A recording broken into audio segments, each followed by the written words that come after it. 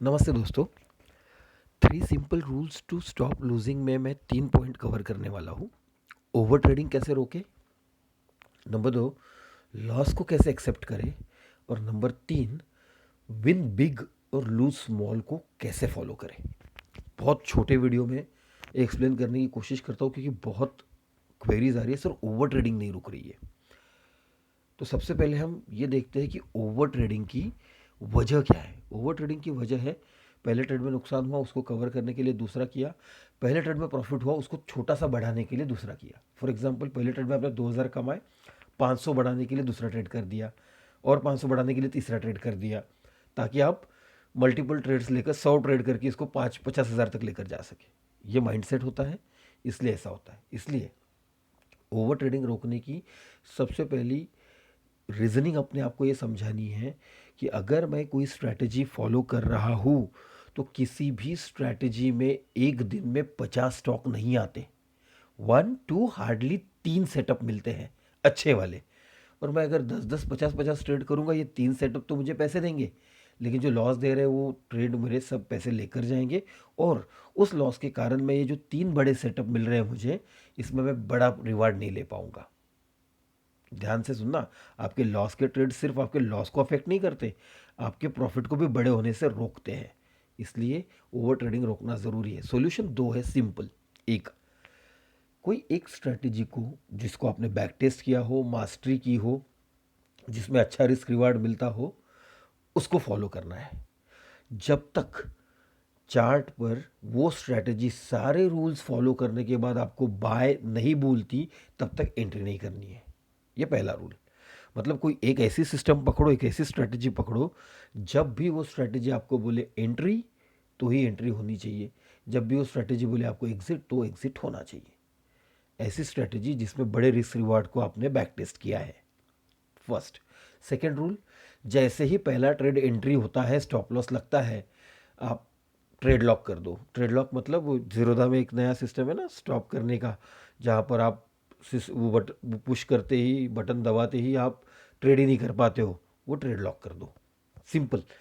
पहले 20 दिन तकलीफ होगी एक ट्रेड करके सिस्टम बंद करने में, लेकिन 20 दिन के बाद आपको खुद को सुकून महसूस होगा कि मैं कितने बटन दबाया करता था, केवल एक ट्रेड काफ़ी होता है। मतलब क्या हुआ, ओवर ट्रेडिंग रोकने के दो सॉल्यूशन है।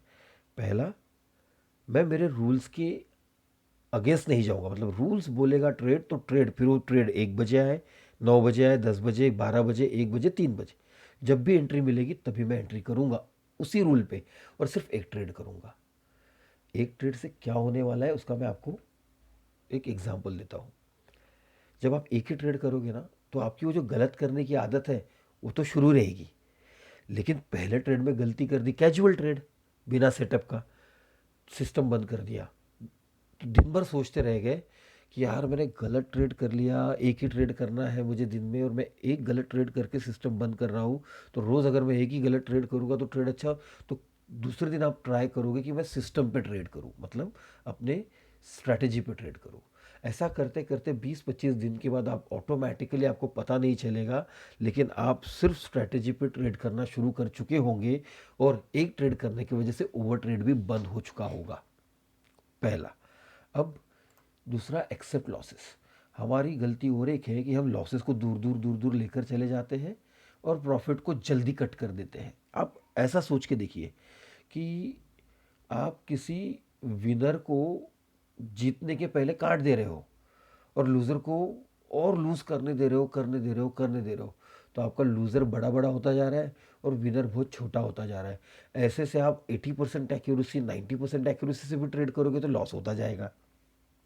और आपको ये भी सोचना बहुत ज़रूरी है, आसान क्या है। मैं आपको कुछ चार्ट्स के साथ भी एग्जांपल दिखाने वाला हूँ, लेकिन पहले अपने आप सोचिए, व्हाट इज़ इजी। एक, 10 में से 10 बार राइट आना, या 10 में से 3 से 4 बार राइट आना। What is most easy. 10 में से 4 बार राइट आना, या 10 में से 10 बार राइट आना, इसमें से क्या इजी है, अपने आप को समझाइए। लेकिन राइट की डेफिनेशन समझ लीजिए। जब मैं बोल रहा हूँ राइट आना, उसका मतलब ये हुआ कि आप अगर 1 रुपये का स्टॉप लॉस लगा रहे हो तो उसके सामने 4 रुपये बुक कर रहे हो। कंपलसरी, कंपलसरी 4 रुपये ले रहे हो। ना 3 रुपये, ना 2 रुपये, ना 10 रुपये, 4 ही रुपये। स्टॉप लॉस 1 रुपये का है और जीत रहे हो 4 रुपये। इसमें मुझे आपको खुद को सवाल पूछ के जवाब लेना है, क्या आसान है? What is more easy? 10 में से 10 बार राइट आना आसान है या 10 में से केवल 4 बार राइट आना आसान है? जवाब खुद अपने आप मिल जाएगा। अगर आपको ऐसा लग रहा है कि 10 में से 10 बार सही आना बहुत इजी है, तो आपका जो सही का डेफिनेशन है मैं बताता हूँ क्या है। 100 रुपये पे चीज़ खरीदी, वो गिर गिर कर 95 पे गई, फिर भी आपने एग्जिट नहीं किया, और जैसे वो 101 पे आई आपने काट दिया। 1 रुपये बुक करने के लिए ट्रेड -5 -10 तक होल्ड कर लिया और वापस 1 रुपया प्लस आया तो काटा। ये सही ट्रेडिंग नहीं है, क्योंकि को कभी कभी ऐसा होगा कि वो 95 से 90 तक भी चला जाएगा, 80 तक भी चला जाएगा और आपको पता भी नहीं चलेगा। इसलिए प्लीज़ अंडरस्टैंड, 10 में से 10 बार सही आना बहुत डिफिकल्ट है, रैदर 10 में से 4 बार सही आना बहुत आसान है। ठीक है, अगला point, win big lose small. Chart पर भी बताऊंगा मैं आपको। विन बिग लूज स्मॉल का मतलब सिंपल है, जो मैंने आपको बताया। 1 रुपये का स्टॉप लॉस रखो, 4 रुपये का टारगेट रखो। एग्जाम्पल दे रहा हूँ, किसी स्टॉक में 10 रुपये का स्टॉप लॉस है, 40 रुपये टारगेट है। तो लोग बोलते हैं सर इतनी बड़ी मूवमेंट होती है क्या? मैं आपको चार्ट के माध्यम से समझाऊंगा, लेकिन ये करना बहुत ज़रूरी है, अदरवाइज आप सरवाइव नहीं कर सकते मार्केट में। लॉसेस तो पार्ट एंड पार्सल है। बड़े बड़े लॉसेस होते हैं, मतलब कंसिस्टेंट लॉसेस होते हैं, मंथ लॉसेस में जाते हैं। ऐसा कोई नहीं है जिसका लॉस नहीं होता, सबके लॉसेस होते हैं। लॉसेस पार्ट एंड पार्सल है। आप उसको छोटा जितना रखोगे उतना आपके लिए अच्छा है। ठीक है, अब अगला चार्ट देखिए क्या हुआ है।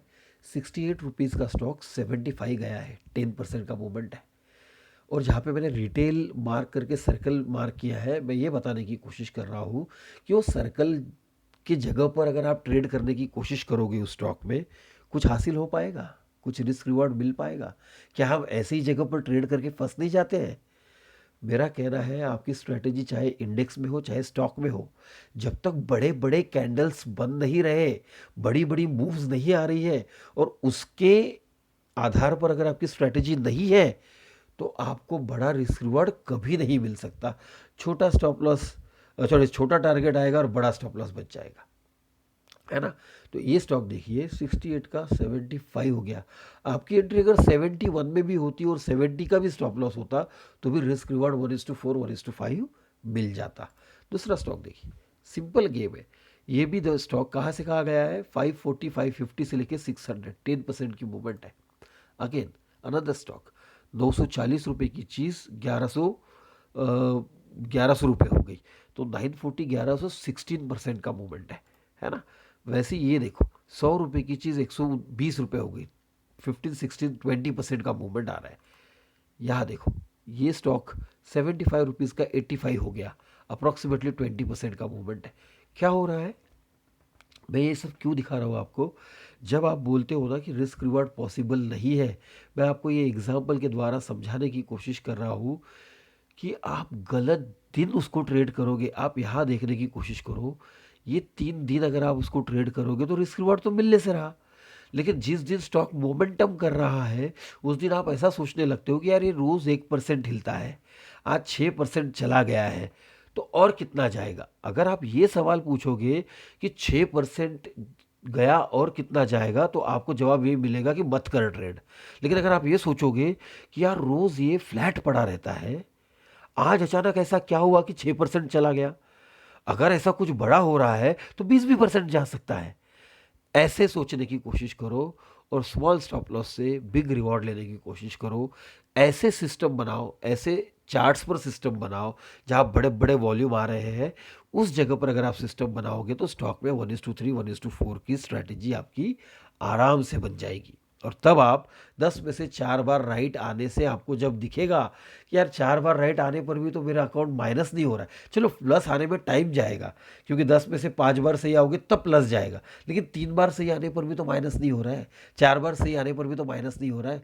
तो आप जब उसको और फाइन ट्यून करते जाओगे और थोड़ा सा बेहतरीन करते जाओगे, तो 10 में से आपके 6 भी बराबर आने लगेंगे, 5 भी बराबर आने लगेंगे, और तब आपको ये टेंशन निकल जाएगी। एक्यूरेसी 60-50% बहुत बढ़िया होती है दोस्तों, इसके ऊपर जाने की ज़रूरत ही नहीं है। 10 में से 10 बराबर करने के चक्कर में आप खुद अपने आप पे अत्याचार कर रहे हो, क्योंकि जो लूज़र को आप इतना लंबा होल्ड करते हो ना, उसमें सब चैन खराब हो जाता है, डर लगता है वापस आएगा कि नहीं आएगा। आप प्रे करने लगते हो कि यार कम से कम रेट पे वापस आ जाए। ऐसा मत करो, इससे आपको कुछ हासिल नहीं होने वाला।